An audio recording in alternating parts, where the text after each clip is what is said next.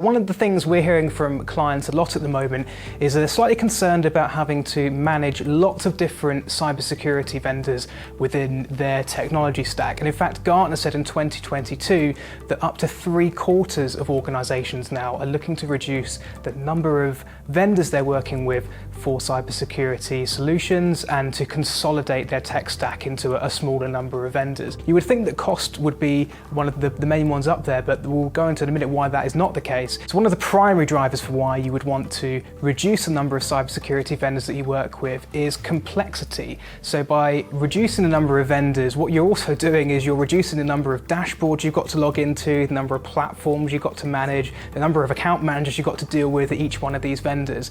And by reducing the number of those that you're working with, perhaps bringing some of these solutions into a single vendor as opposed to having one for every point solution that you have, that's a much less of an admin burden that you've got on your team to be able to not only have a working knowledge of how to use these tools, but also having to manage them on a day-to-day basis. And the second one is also about the security implications of using all these different point products. And what we find from customers is when they have, let's take the example of 20 different vendors covering many different cybersecurity areas, such as your vulnerability scanning or your user training or your SIM technology.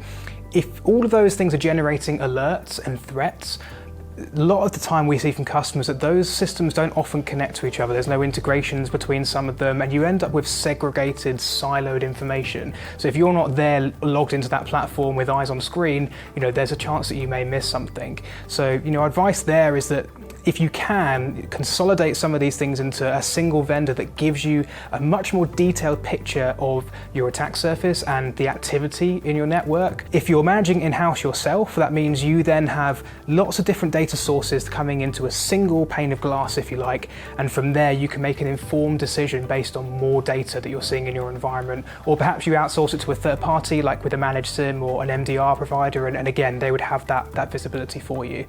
And I mentioned cost before, so that shouldn't be really the main driver for reducing the number of vendors that you work with for cybersecurity. Our advice there would be to take a look at your licensing, have a look at your contracts and perhaps renegotiate a new rate. But the focus really should be on reducing complexity and also increasing the amount of security visibility that you've got over your network.